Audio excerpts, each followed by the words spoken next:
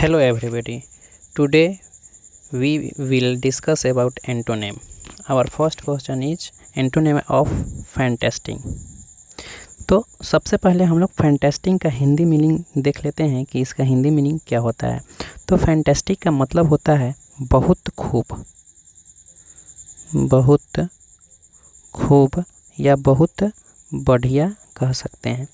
चलिए, तो इसके 4 ऑप्शंस दिए हुए हैं, देखते हैं कौन सा ऑप्शन सही होता है। पहले चारों का हिंदी मीनिंग देख लेते हैं। सबसे पहला ऑप्शन है हमारा ओल्ड। ओल्ड का मतलब होता है पुराना। नेक्स्ट है ऑर्डिनरी। ऑर्डिनरी का मतलब होता है साधारण। और एक्स्ट्रा ऑर्डिनरी जो होता है उसका मतलब होता है असाधारण। तो अगर ऐसे देख सकते हैं कि ऑर्डिनरी का अपोजिट एक्स्ट्रा ऑर्डिनरी भी कह सकते हैं। नेक्स्ट है क्लासिकल। क्लासिकल का मतलब होता है श्रेष्ठ। और नेक्स्ट है रेशनल। रेशनल का मतलब तर्कयुक्त। तो देखिए, फैंटास्टिक का अपोजिट ओल्ड नहीं होगा, हो ही नहीं सकता है। रेशनल हो ही नहीं सकता है। श्रेष्ठ भी नहीं हो सकता, क्योंकि श्रेष्ठ का मतलब ही बहुत बढ़िया। तो एक बचा ऑर्डिनरी यानी साधारण।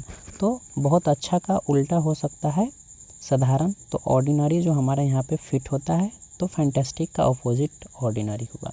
चलिए नेक्स्ट देखते हैं। हमारा नेक्स्ट क्या है? नेक्स्ट है इनोवेट। इनोवेट का हिंदी मीनिंग होता है नया बनाना या किसी नए चीज़ का निर्माण करना। लिख देता हूँ मैं यहाँ, निर्माण करना।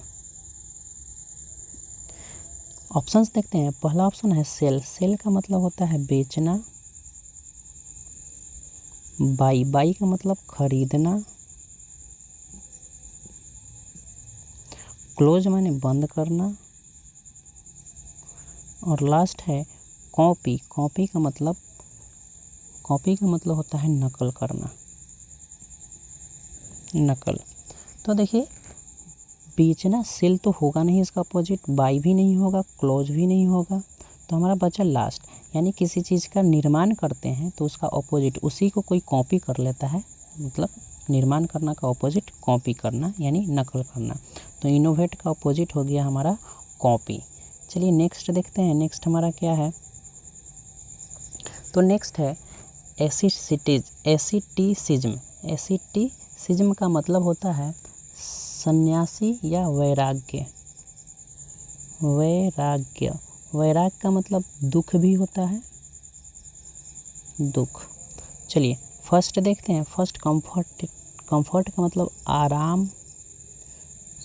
आराम गलत लिखा गया। आरामदेह। आरामदेह। दूसरा है लग्जरी। लग्जरी का मतलब होता है विलास, भोग विलास या सुख। तीसरा है एंटीसेमिटिज्म। एंटीसेमिटिज्म का मतलब होता है विरोधी भावना। विरोधी भावना। नेक्स्ट है ह्यूमिलिटी। ह्यूमिलिटी में मतलब होता है नम्रता। नम्रता। तो एसिटिसिज्म का अपोजिट हो जाएगा लग्जरी। ऑप्शन बी जो हो जाएगा करेक्ट ऑप्शन है। नेक्स्ट है इंडरिंग। इंडरिंग का मीनिंग होता है टिकाऊ। टिकाऊ या अस्थाई। चलिए, फर्स्ट ऑप्शन है हमारा फ्लीटिंग। फ्लीटिंग का मतलब होता है अस्थाई या टूट जाना। पेनफुल का मतलब होता है दर्दनाक। परमानेंट का मतलब होता है अस्थाई। और लॉन्ग लास्टिंग का मतलब होता है लंबे समय तक चलने वाला। लंबे समय तक। तो देखिए, यहाँ पे अस्थाई जो है, तो अस्थाई यहाँ भी है और ये भी है। तो इंडरिंग का साइनो परमानेंट हो जाएगा और लॉन्ग लास्टिंग भी इसका परमानेंट होता है, लेकिन यहाँ हम लोग को अपोजिट बताना है। तो अस्थाई का अपोजिट हो जाएगा अस्थाई, मतलब इनडरिंग का अपोजिट जो हो जाएगा फ्लीटिंग हो जाएगा। ऑप्शन ए जो है हमारा करेक्ट ऑप्शन है। नेक्स्ट हमारा है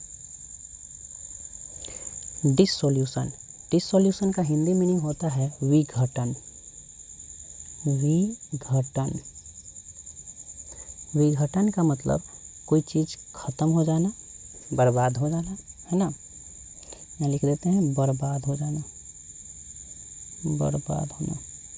चलिए फर्स्ट ऑप्शन है हमारा रिट्रीब्यूशन। रिट्रीब्यूशन का मतलब प्रतिफल। दूसरा है इस्टेब्लिशमेंट। इस्टेब्लिशमेंट का मतलब होता है स्थापना, स्थापना या निर्माण। तीसरा है परसुएशन। परसुएशन का मतलब होता है प्रोत्साहन, प्रोत्साहन। और लास्ट है कंप्लायंस। कंप्लायंस का मतलब अनुपालन। तो डिसोल्यूशन का अपोजिट हो जाएगा इस्टेब्लिशमेंट, यानी निर्माण करना। चलिए नेक्स्ट देखते हैं। नेक्स्ट है प्रोग्रेसिव। प्रोग्रेसिव का मतलब उन्नति करना, उन्नति करना या विकास करना। ऑप्शंस देखते हैं। फर्स्ट ऑप्शन है रिप्रेसिव। रिप्रेसिव का मतलब दमनकारी, दमनकारी। नेक्स्ट है रिट्रोग्रेसिव। रिट्रोग्रेसिव का मतलब होता है उन्नति रोधक, उन्नति रोधक। तीसरा है रिपल्सिव। रिपल्सिव का मतलब होता है प्रतिघाती। और लास्ट है अग्रेसिव। अग्रेसिव का मतलब आक्रामक। तो उन्नति करना का अपोजिट हो जाएगा उन्नति रोधक। ऑप्शन बी जो हो जाएगा retrogressive is the correct option of and progressive. Next है अननर्व्ड। अननर्व्ड का मतलब होता है हतोत्साह, हतोत्साह। ऑप्शंस देखते हैं। फर्स्ट ऑप्शन है कॉन्फिडेंट। कॉन्फिडेंस का मतलब विश्वास पात्र। दूसरा है नर्वस। नर्वस का मतलब बेचैन। तीसरा होपफुल। होपफुल का मतलब आशावान। और लास्ट है एनेक्सियस मतलब चिंतित। तो हतोत्साह का अपोजिट हो जाएगा कॉन्फिडेंट, क्योंकि नर्वस होगा नहीं, होपफुल होगा नहीं और एनेक्सियस भी होगा नहीं। तो confident is the correct option. Next है वेग। वेग का मतलब होता है अस्पष्ट, अस्पष्ट। ये क्वेश्चन मैंने पिछले वीडियो में कराया है। अगर कोई स्टूडेंट ये पहली बार वीडियो देख रहे हो तो इससे पहले और भी वीडियो बन चुका है, प्लेलिस्ट में जाके आप देख सकते हैं। तो अस्पष्ट, वेग का मतलब होता है अस्पष्ट। तो चलिए देखते हैं इसका ऑप्शंस क्या क्या दिया हुआ है। अनक्लियर। अनक्लियर का मतलब भी होता है अस्पष्ट। शार्प का मतलब होता है तेज। प्रिसाइज का मतलब होता है ठीक। और लास्ट एक्चुअल का मतलब होता है वास्तविक।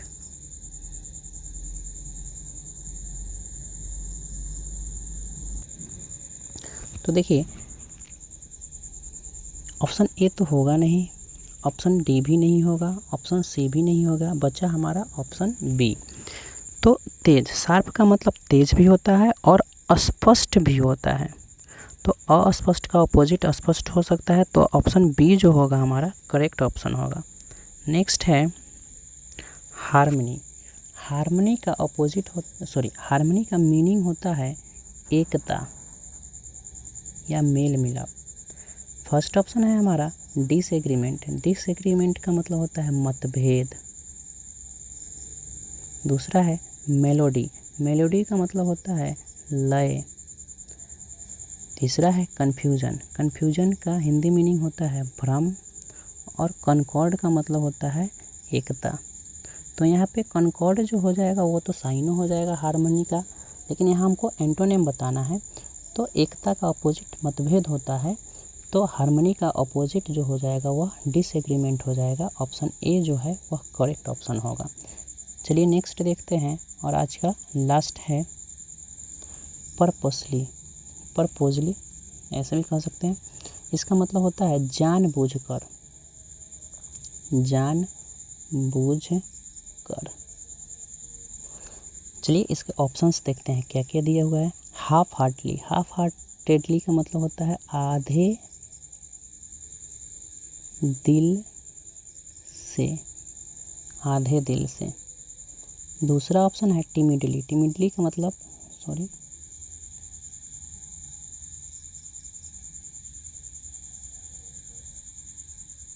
टिमिडली का मतलब हो जाएगा डरते डरते। नेक्स्ट है अनइंटेंशनली का मतलब हो जाएगा अनजाने में, अनजाने में, अनइंटेंशनली। नेक्स्ट है हेजिटेटिंगली। हेजिटेटिंगली मतलब हिचकिचाकर या हिचकिचाकर भी कह सकते हैं। तो जानबूझकर उसका अपोजिट हो जाएगा अनजाने में। ऑप्शन सी जो हो जाएगा करेक्ट ऑप्शन होगा। पर्पसली का अपोजिट अनइंटेंशनली जो हो जाएगा हमारा ऑप्शन सी करेक्ट। नेक्स्ट है हमारा, नेक्स्ट नहीं है, यही लास्ट था। आई होप कि आप लोग को समझ में आया होगा। आप लोग अच्छे से अपना नोट्स भी तैयार कर रहे होंगे। तो नेक्स्ट वीडियो में फिर मैं नेक्स्ट अपोजिट मीनिंग के साथ आऊँगा। आई होप कि आप लोगों को यह वीडियो अच्छा लगा होगा। That's all, thank you.